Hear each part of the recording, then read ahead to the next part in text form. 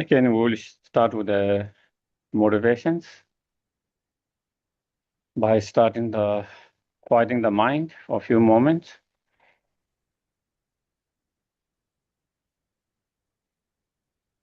Keep yourself in a comfortable position.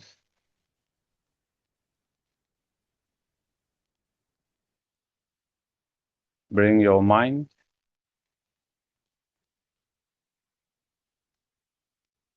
to the body on the cushions, as well as on the breath.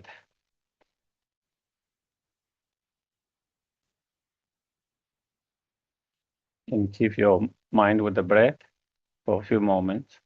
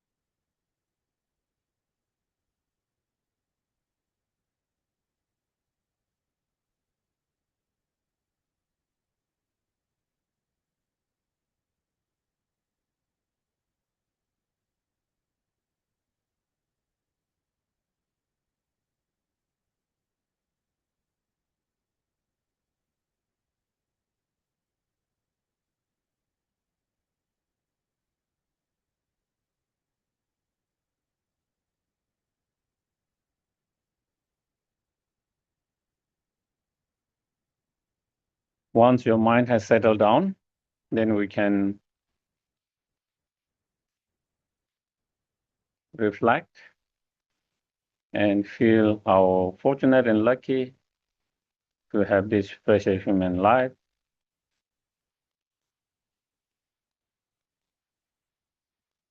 Have met the Dharma,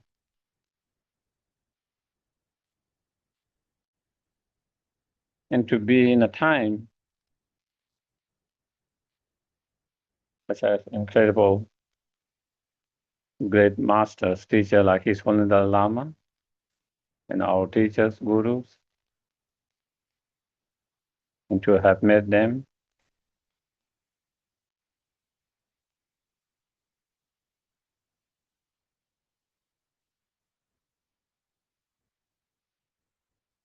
To have gathered all the condition to practice the Dharma,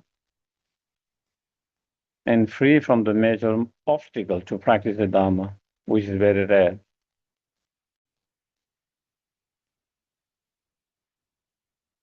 But we have gathered all the major conducive condition to practice. So fortunate, so lucky.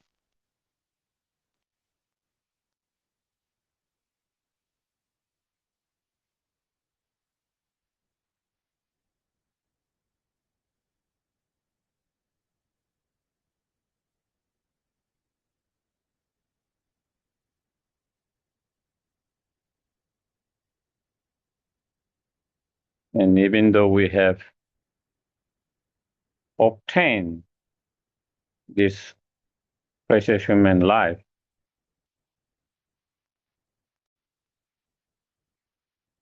it does not last forever. It will come to end one day for sure.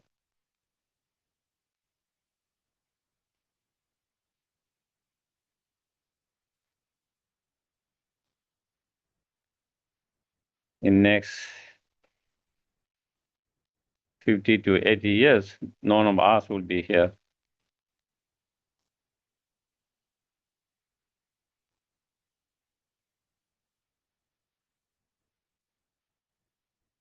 Everyone who is born in samsara will have to encounter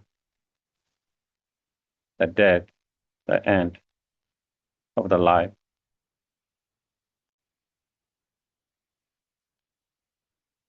So it will surely happen to us as well.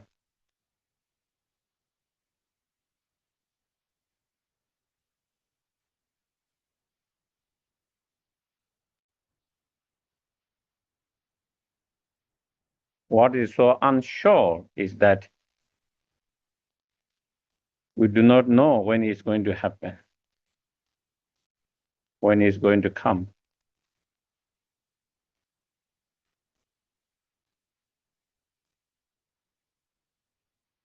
That is so unsure.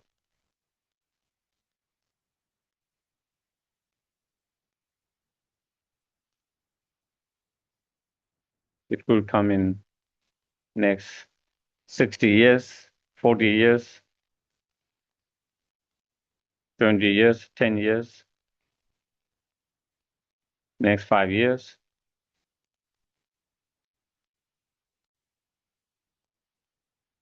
Oh, we might not even have 5 years. It could come in this year, within this year, or even this month, this week. There is no guarantee that it will not happen.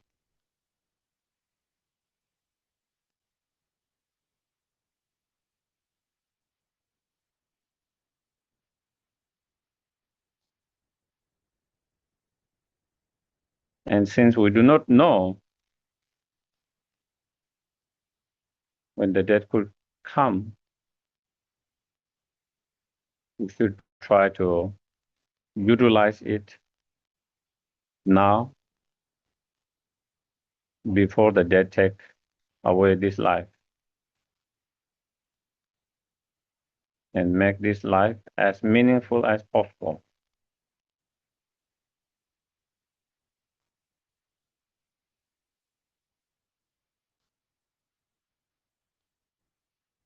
And the way to make our life more meaningful with a greater purpose is to really practice the Dharma.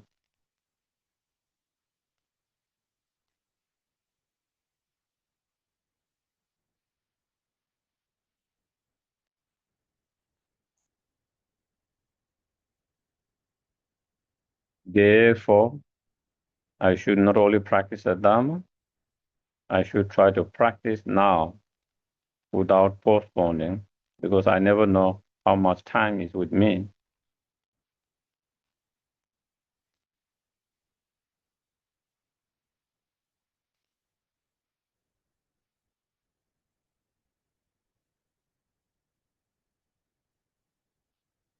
And in order to practice the Dharma,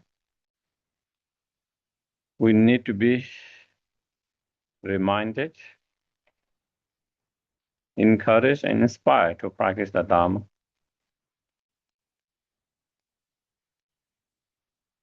Therefore, going to listen to the talk, engage in a discussion, a reflection, contemplations.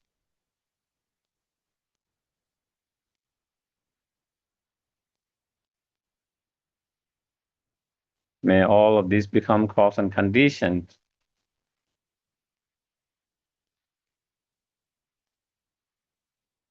to actualize the bodhicitta mind, wisdom realizing emptiness,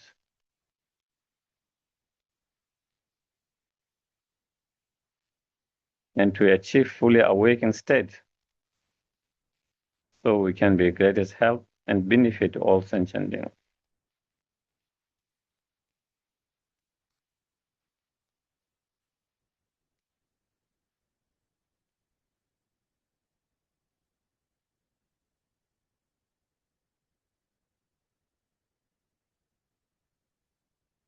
Okay. We do the prayer. And then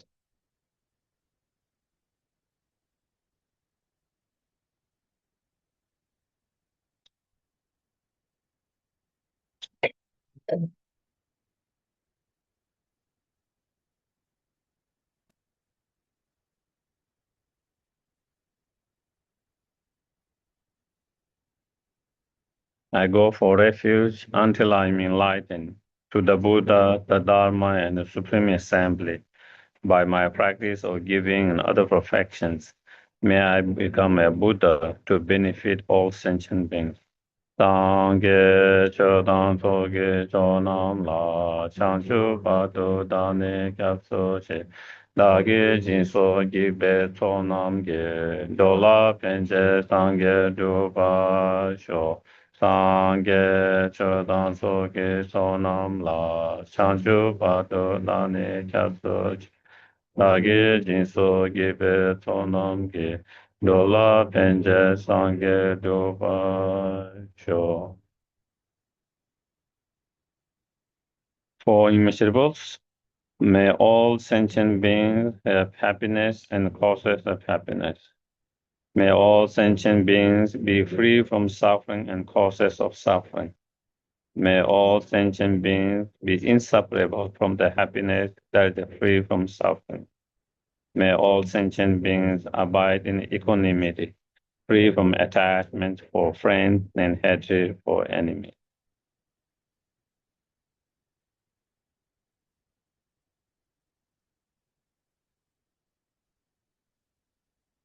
So as Casey just mentioned, the topic of today is how to set up personal retreat. So in relation to that, I think I'm going to kind of talk and discuss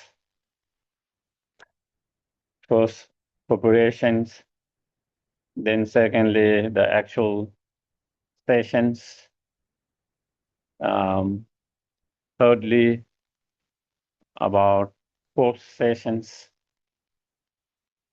and then last, conclusions.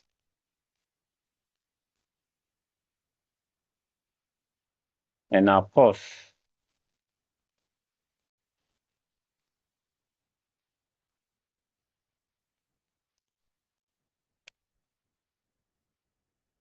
and that kind of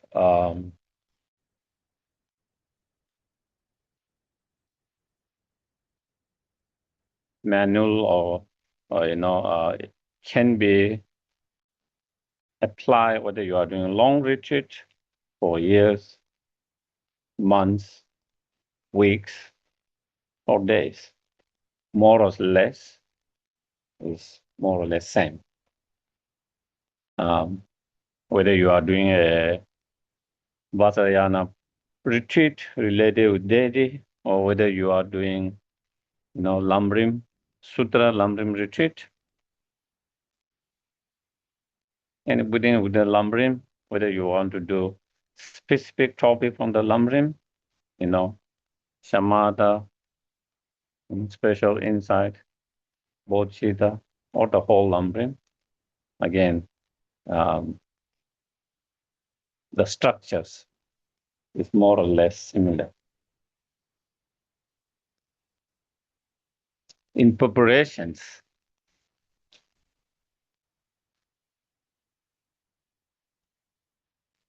first you have to decide what retreat you want to do. You have to know, on what particular retreat you want to do.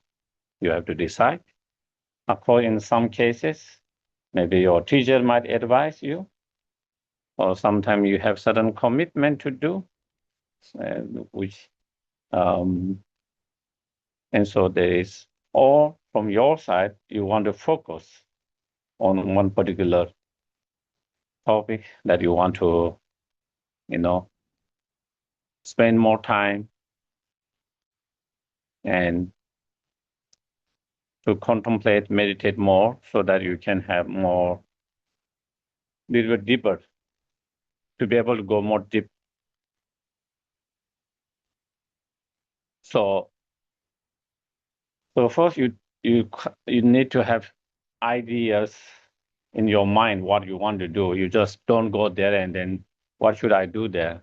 Or how should, you need to have clear idea before you start retreat that on what particular subject topic you want to focus on.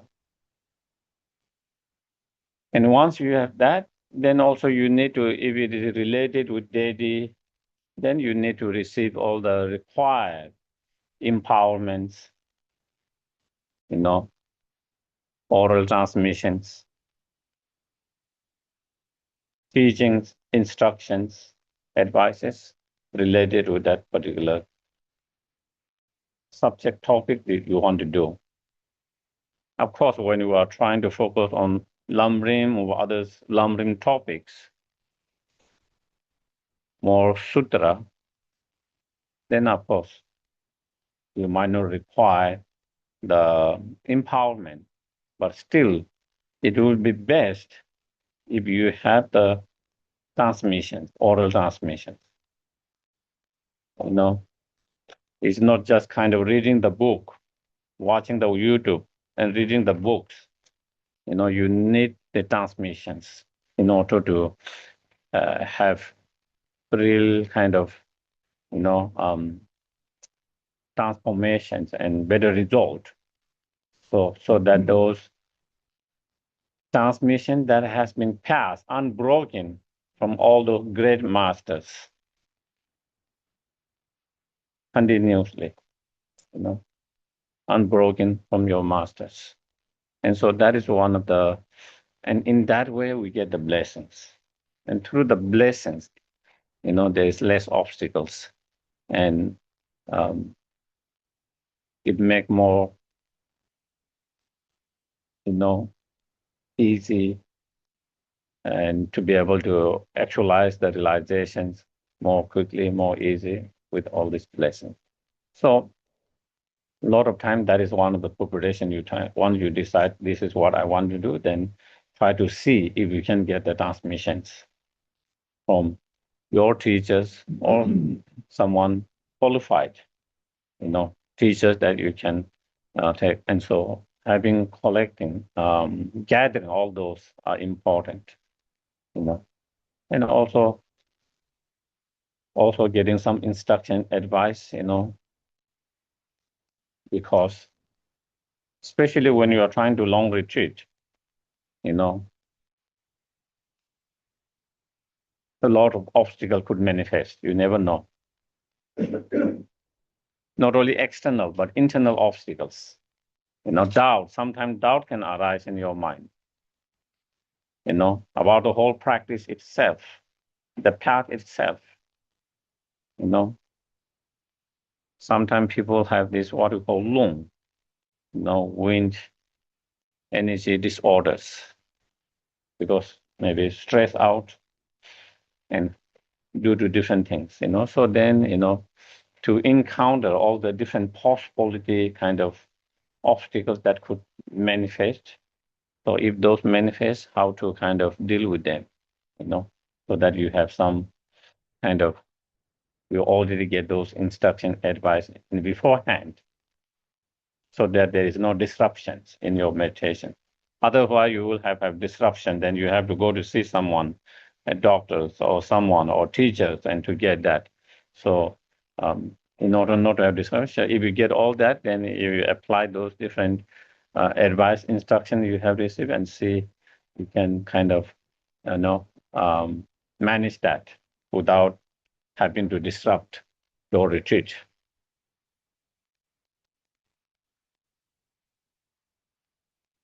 And it is also good to have someone in case you really need some support and help. Then, that you have someone access, whether your teacher or your friends, Sangha members, friends who are more experienced, who have done those retreats and who are more experienced, so that you can call them or you can talk to them and to have that support in case you need that. And before you go, that you kind of let them know, if I need support, that, if I can reach out to you, if you can help, those can be, instead of then in the middle of retreat when you have that, and then you start thinking to whom I should call, what should I do, and this, all that. Again, less disruptions and that. So you prepare all of that beforehand. That can be one of the things. And then, of course, setting up the altar, setting up in your meditations room, the retreat room, wherever, setting up all the altar according to what you are doing, what particular practice you are doing, you know, setting the altars and then, the offerings, all other you need, and getting all the implement that you might need during the retreat, So those are part of preparation, depending on what kind of retreat you do, If you do certain retreat, then you need a certain implements, especially with the Vajrayanas practice, the doje, the bell, the inner offerings, all of that, uh, and then the dharmas, all of that. So again, uh, whatever you need those, um, gathering and setting properly in that would be another preparations that you need to do.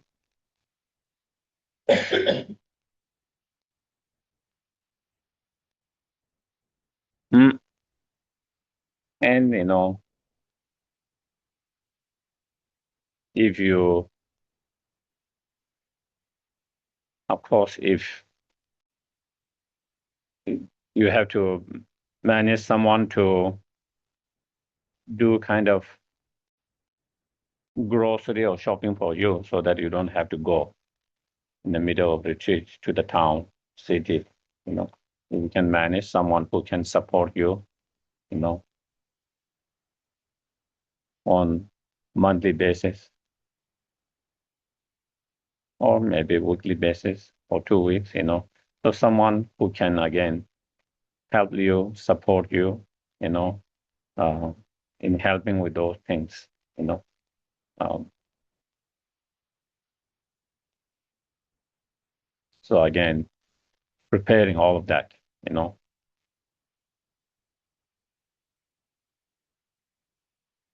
Of course, the best, if we can find more quiet place, that will be the best. If if if we have the choice. Of course, sometimes you don't have choice, and then you just have to manage according to, even though we want the best conditions, sometimes it's not possible. So you just have to, but try to find more quiet place, less noise. That is one thing. And then secondly, before you go to retreat, you try to take care of all the things that you need to. So when you are in retreat, you don't have to worry about anything. If you go in the middle of something that you have not completed, then during the retreat, those can come and you start to worry, and that can be distractions, interruptions. So things that you need to take care of, you try to take care of all them before you go to the retreat, and so that you don't have to think about anything while you're on retreat. You don't have to worry and think about those things,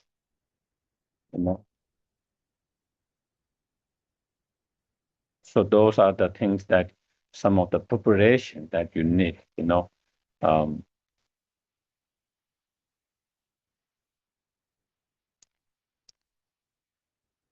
even is weekend or 1 week, is good to during those 1 week or even during the weekend that you don't have to worry and think about some things that I need to call or maybe sometime might happen. Before you go, you try to take care of it as much as possible, so it doesn't disturb and distract you while you are there. So your mind can be there more fully, with less distractions. So taking care of all that is, and then, day before the retreat, as a part of preparations, again, depending on what kind of retreat you do, if you are doing some kind of, like daily yoga, especially wrathful deities, you start the first sessions, the preparations, the evening, best, if possible. First day, 1 sessions, evening, and best if you do on calendar 9/19/29 with the ninth. And if we are doing some, other non-wrathful deities or Kriya Tantra deities or Lamrim topics, then it's better to start the morning, first day 1 sessions, morning, and of course there's preparation before the sessions, preliminary or preparations. And it's better to start in the beginning of the month, if possible. These are all kind of, when you have those possibilities, sometimes you don't have possible, sometimes you can only get that weekend or that week. So then in that cases, you don't have to worry about that. Whatever you have available, you do that. But if we have the options, then normally, traditionally, that is one of the advice. So in first day, there is certain practice you try to do, the preliminary practice, if possible, if there is Lama, Geshes, monks around, or senior monks who know how to do Gektor.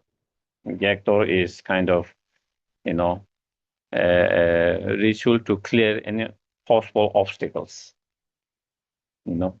So you can ask someone to help with that, to do that,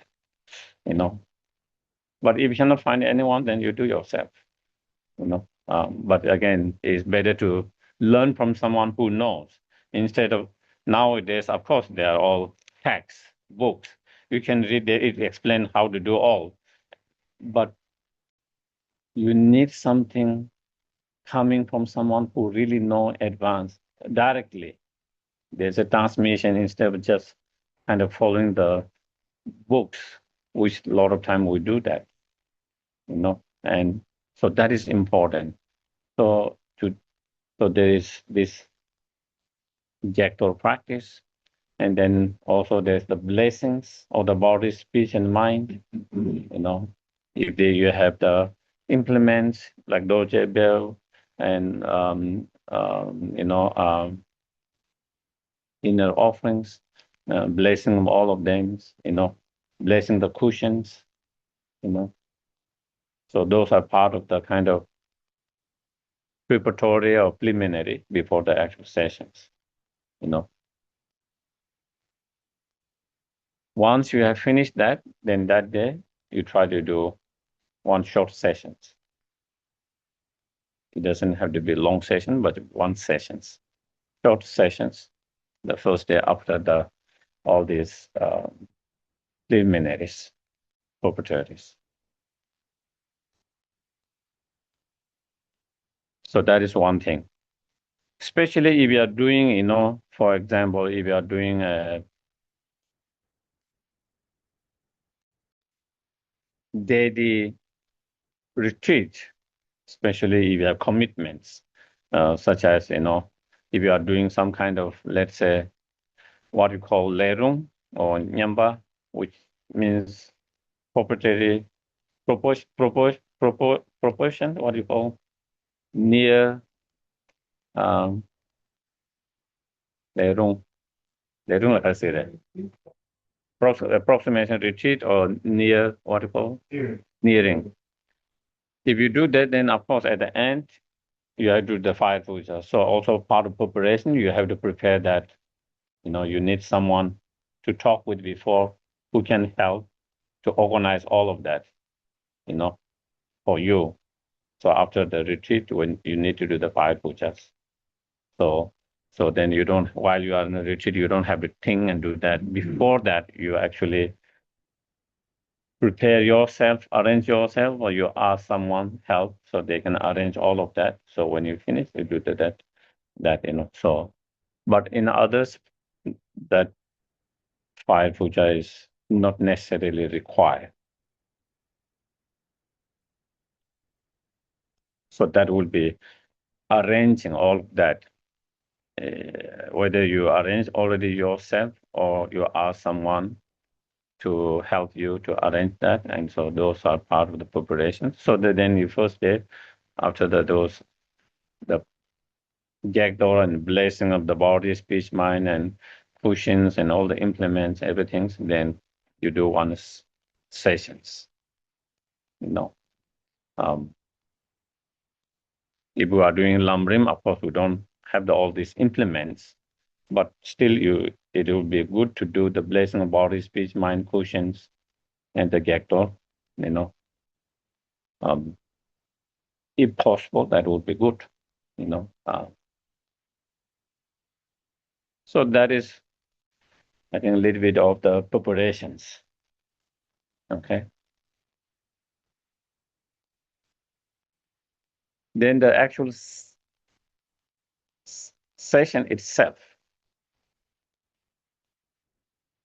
So, if possible, trying to do 4 sessions, you know, or 4 sessions. Depending on individual, each session can be long, short, 45 minutes to an hour and a half, you know.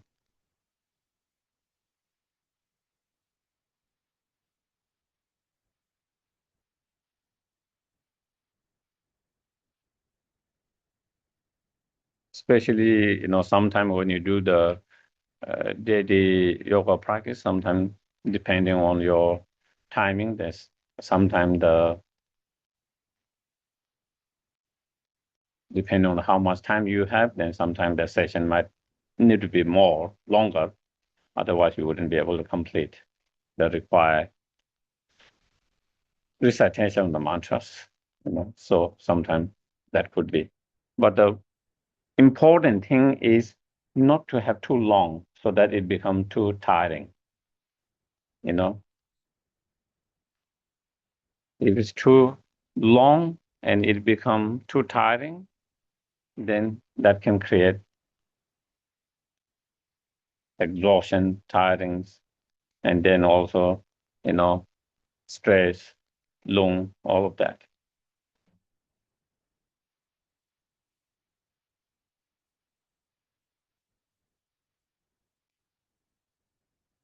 Mm. When you do the retreat, you have to be as much relaxed as possible. Try not to put yourself in the pressure by having too much expectations from the retreat itself. Sometimes we put too much expectation on ourselves, too much expectation from the retreat itself. And when you have that kind of too much expectation put on yourself or from the retreat, everything, then sometimes you create stress for yourself.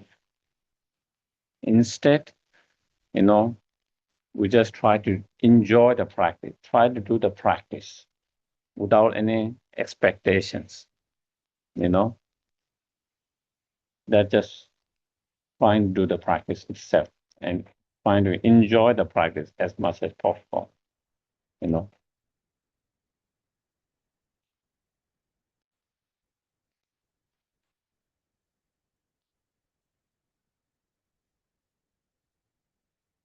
One of the problem with especially with the daily retreat is, sometimes we have only limited time and we have to complete certain number of the mantras. And some people have difficulty reciting quickly, take note.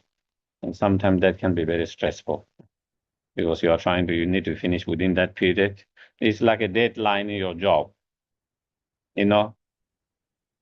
So in such cases, the best, if possible, you don't have any deadline. You can take your pace, you know. If you do that, then you will enjoy the practice more and less stress out. But like you have only 2 weeks, 3 weeks, and you have to complete all of that within that. And then you are struggling to, and then sometimes a lot of people can have a lot of stress and long in such situation. Once I had myself a little bit of that.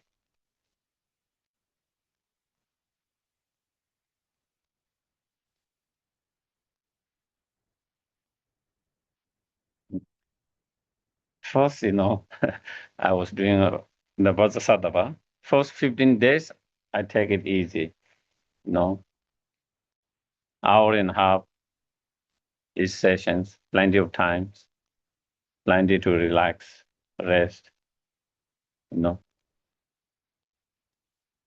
After 2 weeks, probably after maybe having finished around 20,000, somewhere, little bit. As I was doing the sessions, when you do the mantra recitation and when you do quickly, sometimes when I was listening to myself, like very quickly, I feel like I'm kind of jumping or skipping some of the syllables, and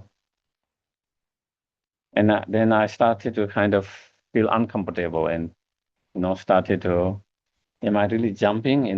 When I listen while you are reciting quickly, I feel like I'm jumping or skipping some.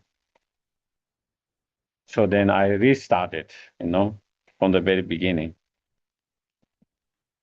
Because I restarted from the very beginning, so then with the time that I had, so I have to complete. So the session become longer and longer, hour and a half to 2 hours, 2 to 2.5 hours, starting to get it more early and early, 3:30s. And then, I couldn't sleep, you know. I think that was that long, so I couldn't sleep. But the good thing was that, I I thought maybe I would fall asleep during the daytime because you couldn't sleep during the nighttime. But somehow I didn't fall asleep in any of the sessions or tired or anything like that somehow. Uh, but uh, definitely I was having difficulty sleeping. Uh, then, my brother who was helping me to bring some grocery, he came in, then, he said, maybe it is long, I should take some butters. Normally, if you are eating meat, then meat soup can be helpful. Normally, that is one of them. But since I was not eating, so he said maybe butter. And I wasn't eating evening, so he said maybe you should eat evening. So I did that, and then it started to help a little bit. It didn't. My sleep got better, even though I couldn't sleep like normally fully. But and then so that is one.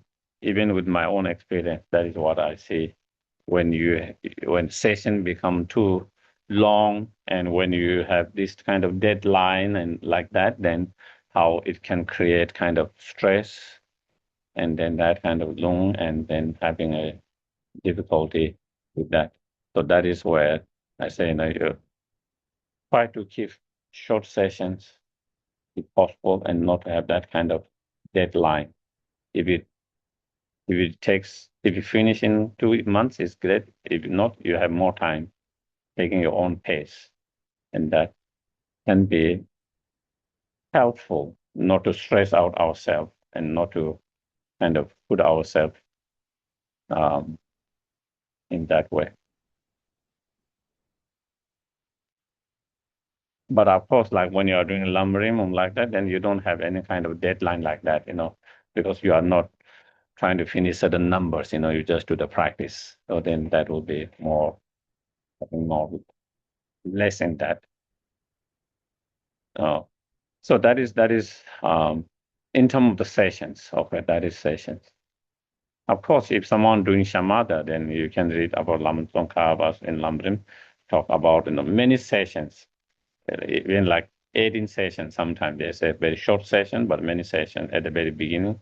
And slowly, you increase the sessions, duration of the session, and then slowly, less and less sessions. But otherwise, generally, we try to, I think 45 to hour and a half is quite not too long, not too short. But again, depending on individuals, could be 1 hour.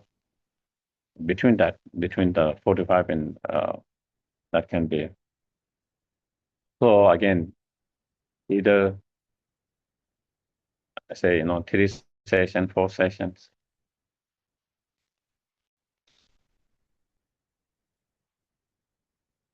So starting the sessions, like every sessions, it's good to start, of course, to set up motivation, the Bodhicitta motivation. The first session in the morning, you try to have extensive Bodhicitta motivation set up. The other 3 sessions, you can go through Bodhicitta motivation, but you don't have to go through extensive that, very short, at the beginning of each of session. You can try to have Bodhicitta motivation, but short. But the first one in the morning, the first one for the whole day, you set up, you spend a little more time to have more extensive Bodhicitta motivations. And of course, then we have refuge Bodhicitta, and for immeasurable. And then depending on your times, you can then 7-limb practice. It can be extensive, medium, and short 7-limb practice. The most short one is 7 lines, which is not 1 line to each of 7 limb, and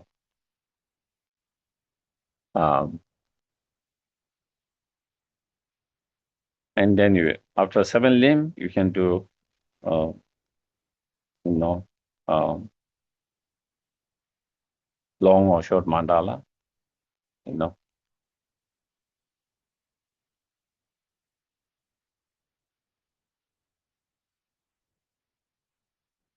and 7-limb practice is,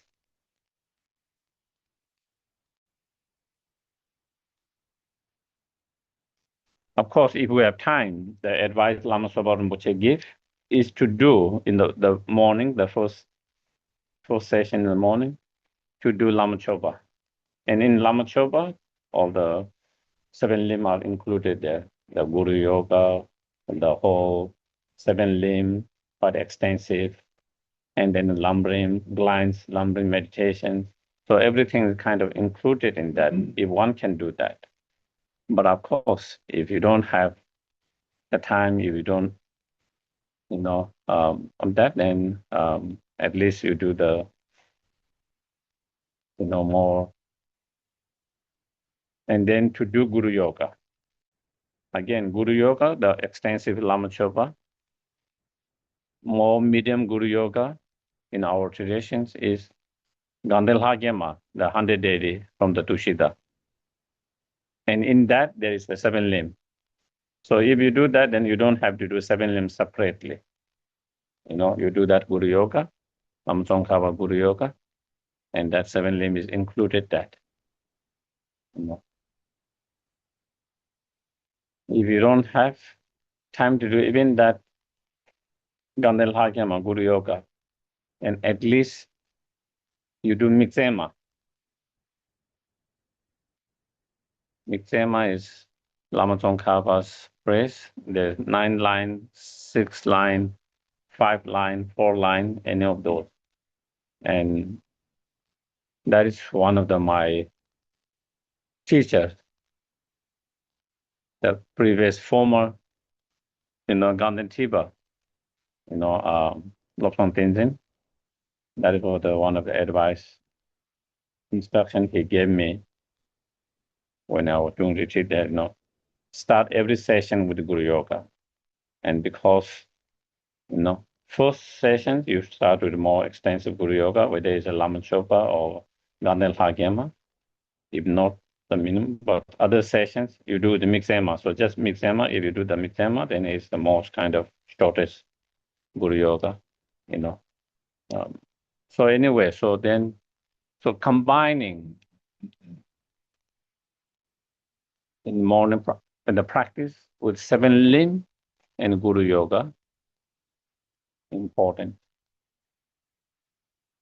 And when you visualize,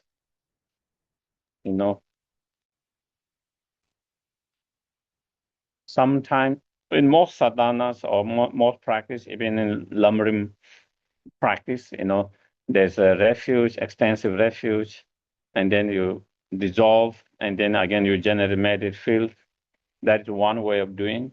Or you can just visualize one refuge field and meditative field the same.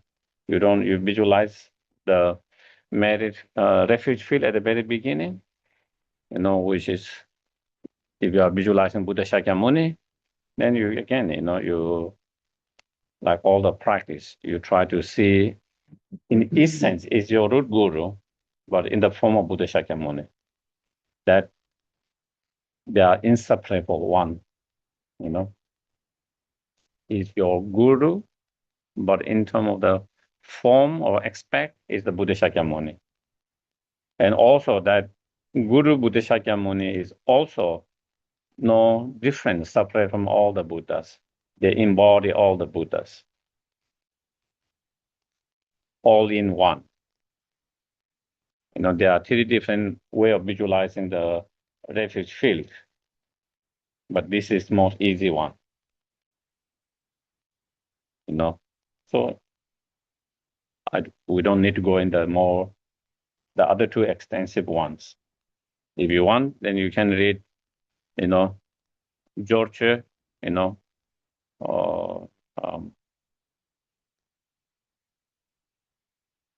or at the very beginning of, like liberation in palm of your hand at the very beginning, there is a Georgia practice. So then there is more extensive in all of that. If someone is more interested to learn more extensive ones.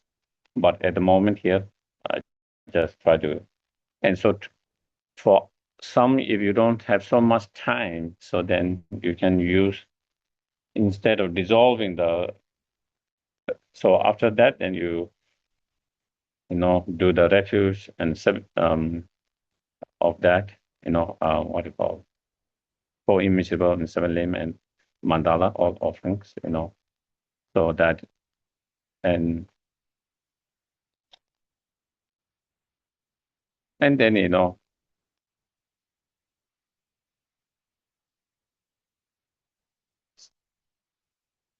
then at the heart of Guru Buddha Shakyamuni, you can visualize Hung syllable surrounded by the Buddha Shakyamuni mantra, clockwise standing, and then, you make a heartfelt request to Guru Buddha Shakyamuni to bless us, to inspire us, to guide us, so that we can have the spiritual realizations that we want to develop, so that we can, so there is less obstacles and to have the blessings, and then you can imagine Guru Buddha Shakyamuni, delightfully, accept your request. Again, all these we have to understand, is all part of our training of the mind. It's not like Buddha Shakyamuni, you need to request. His blessing is always there. When our obscuration is no more there, we receive. It's not like if we request, he's going to help you. If you don't make request, he's not going to help you. All these are part of the way our mind works. It's more to do with our mind. All these kind of visualizations. That is something we have to. Also, is a way of also learning, to be less arrogant and egoistic. Sometimes we feel, why should I rely on someone? I can do myself. Our ego can feel that way. But here we try to ask, request, and help from the Guru Buddha Shakyamuni. And it is also, so that means, that is training your mind. You are not perfect, and it's not that you know everything, you know. So it's also helpful training our mind to be less egoistic, less arrogant. So there are many reasons why we visualize, um, and why engage in such practice, visualizing, making the request and visualizing, accepting delightfully, and all of that is more with training our mind. That is something I think uh, we have to understand, and that is same with the offerings. It's not like the Buddha will be more happy if you make offerings, and they will be less happy or disappointed if you don't make offerings. From their side, it's more to do with our own training of making offering, training our mind. To be more general, to let go of grasping. You know, uh, More to do with that. Um, hmm.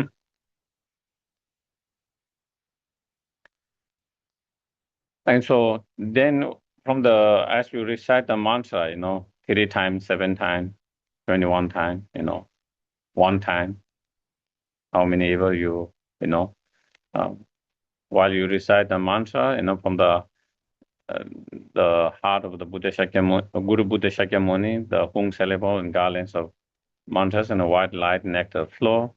Those white light and nectar are not ordinary light and nectars. They are, in essence, the enlightened compassion and wisdom energy, but in the form of light and energy.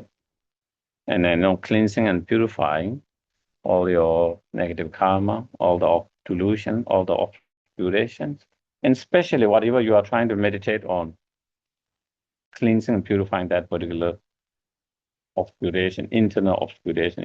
Let's say, if you are meditating on shamatha, the obscuration is laziness, distraction, and laxity. Cleansing, purifying all the delusion, obscuration, especially that one. If you are meditating on special insight or emptiness, clearing and purifying all the negative karma, all the delusion, all the obscuration, especially the self-grasping ignorance. If you are meditating on bodhicitta, cleansing and purifying all the negative karma, delusion, obscuration, especially the self-cherishing mind. And so depending on which topic of lamrim or whatever you do, whatever main obstacles, what internal main obstacle to cultivate that particular realizations, you try to visualize, imagine that particular being cleansed and purified while you are reciting that. And so that you do that visualizations, again, if you just recite it would not take so much time, and then you imagine, visualize, yourself, like being cleansed, purified, without the obscurations, so that it become more easy to receive the blessings. And then you visualize, you recite again 1 time, 3 times, 7 times, 21 times, depending on your times. More light and nectar in the form of yellow or orange, whatever it receive, and you visualize receiving the blessing, enlightened body, speech, mind, all the spiritual realization, especially whatever you are trying to develop. If you are trying to develop shamatha, then you visualize that you achieve the shamatha, especially the shamatha. If you are meditating on emptiness, especially the special insight. If you are meditating on bodhicitta, especially that bodhicitta. So whatever topic you are meditating, So that is what you try to do, and then after that, then you actually go into the actual whatever subject of meditation you are trying to do, whatever topic. So this is disciplinary practice within the session. Okay. The one before we talk about first is preparations before the sessions. Now you start the session, and each session has beginning and the preliminary or the beginning, and then the actual meditation practice, and then end conclusions. So in each session, with each session, you try to do that. And again, it is very. If you read all the Lamrim from Lama Tsongkhapa's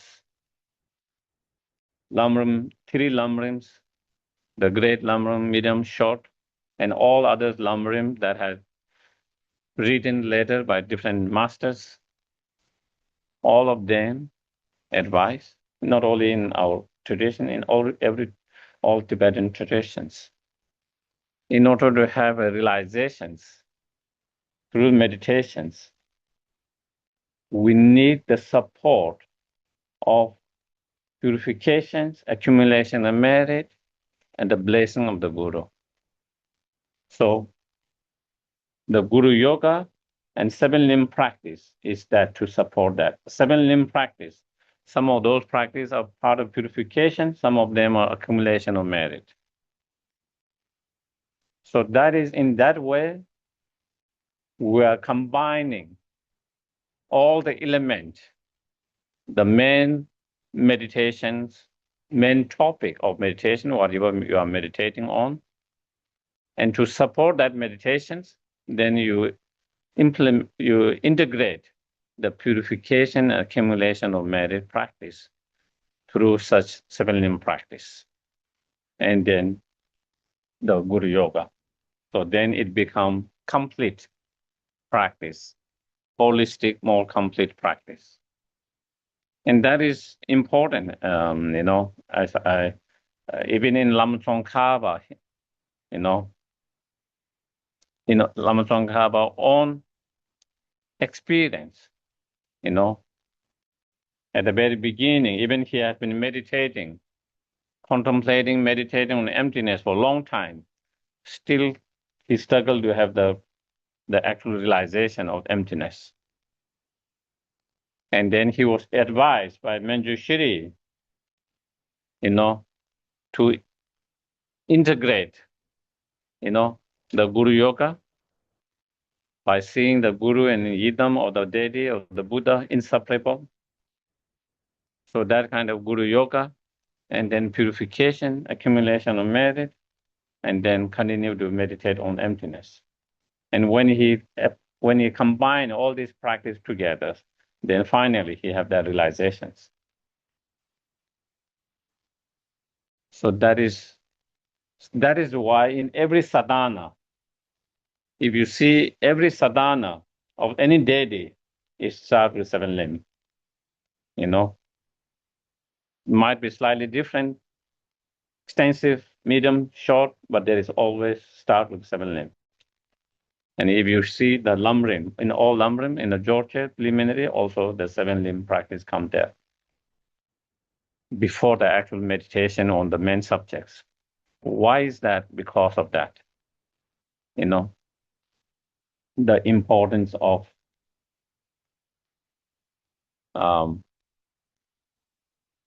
bringing all these different aspects of the practice together to have the actual result that we want to achieve.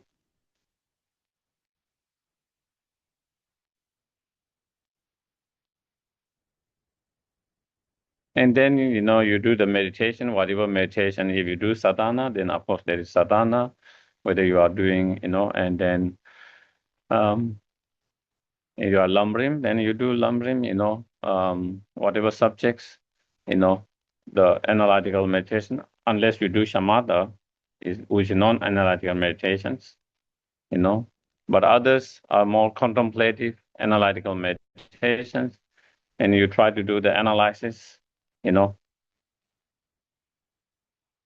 And you do those analyses to lead to certain conclusions, certain convictions. And by reaching to that conclusion and convictions, then you develop that feelings. Whether it's loving kindness, whether it's compassion, whether it's bodhicitta mind, whether it's devotions to the Buddha Dhamma Sangha or the Guru, whether it's convictions in the preciousness of human rebirth, whether it's convictions in, of how the life is so fragile that not only death is sudden, that it could come any moment, any time. So, those different topic meditation that we do in the Lamrim, basically, we need to have a strong feeling of those. And where does that feeling comes? That feeling comes when you reach to certain convictions and conclusions by those analyses, through different analyses. And that is whole reasons, whole purpose of doing those different analyses, different contemplations, is actually to give rise to those feelings. Okay? Give rise to those feelings. Whether it's a precious human rebirth, whether it's the feeling of that death could come anytime, any moments, death impermanence, or whether it's a refuge, strong faith to Buddha Dhamma Sanghas, or there is a devotion, or there is a feeling of true love, compassion, bodhicitta mind, or that, whether it's on coming to this conclusion through analysis that how things are empty of inherent existence, without any doubt, with total convictions, how everything is totally empty of existence on its own side. So you through those different analysis, then you come to that convictions. The stronger convictions, the stronger conviction you reach to, the more stronger feeling it gives rise to, without two-minded, Otherwise, our mind might be two-minded, and then we might not be able to develop that feeling very strongly. So that is whole purpose of that kind of meditation. And once you are able to come to that feelings, whatever one of those feeling of the Lamrim topic, for example, then you hold on that. Then you rest your mind in that. You hold on that. You try to keep that feeling without any more analysis. So that is what the advice that you see in Lamrim, also all the teachers, is that first you do analytical meditations, contemplative meditations. Once you have that feeling, then you do non-contemplative meditations, placing your mind in that feelings, in that, and holding that feelings without, as long as you can keep it. And when that feelings started to become less, then again you do contemplating again from the beginning, analysis and contemplating again lead to that feeling. And again, once you have that feeling, then you hold on that without any further analysis, trying to hold, trying to keep that feeling, trying to place your mind in that. So that is in all the same with all different Lamrim topics, except the shamatha. Of course, in shamatha, we don't do the analysis, We just try to find the objects of your meditations, and then you try to hold that object of your meditation without falling into distractions or laxity, So that is the main, you just try to hold that. You find the object and try to hold that object steadily without losing it, not only steady without losing it, with clarity, free from the laxity, dullness. And not only clarity, there's some kind of alertness, with the alertness.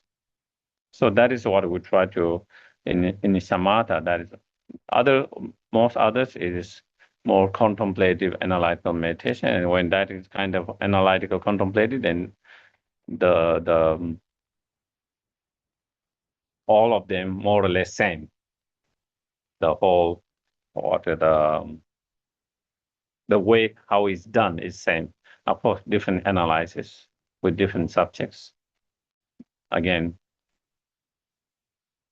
and also it's good to have you try to memorize the outline of those meditations. Okay. Even you cannot memorize the whole everything, but you try to memorize the outline of each of those meditations. If you are doing emptiness, then there are certain outline. If you are doing in bodhicitta, there are certain main outline. Compassion, bodhicitta, main outline. For example, fresh human rebirth, there are three main outlines, what you call recognizing the 18 qualities, remember, and then, the preciousness in terms of, and how rare it is from, again, three main point of view. So there are certain, in a dead impermanence, there are main four outlines, so each of them have their certain main outline. If you can kind of memorize that, and then you don't have to read the book while you are meditating. If you remember the outline, based on that outline, then you can use the analyze. Whether you learn from the scriptures or you do your own way of analyzing, that in the Lamrim that they give you some idea how to do. And then using that, you can have your own analysis, bringing your own experiences, the examples, and to make it more personal, so then it becomes more relatable, more strong, even though in the Lamrim, they might give examples of the past, but those are just an example that can be helpful. But if you can bring your own personal example, then it becomes more personal and more relatable, and it becomes more strong if there's a way. So that is one thing, you try to, whatever meditation you are doing, try to remember or the main outline. And then you don't have to really read and meditate and read and meditate. You can actually release without looking at the text, without reading it. You can spend time really reflecting, contemplating, really feeling it. Otherwise, then you will read few verses and then you meditate. Again, you read a little bit and it becomes a little bit more distractive. You started to feel and then now, again, you read it, you lose that. You cannot hold that. And so that is one thing. Also, is important to go on your own pace. You don't have to rush from one outline to the next outline so quickly. Sometimes you don't even have to do all the outline in one session. If you are really feeling very strong with first outline or second outline, you can spend more time there. So we will have a break, okay? Changjo Samjo Rembo Che, Mage Bana Kekyo Che, Kawa Nyamba Me Bayan, Kong Le Kong Do Pewa Show. Okay, we have half hour break. Okay.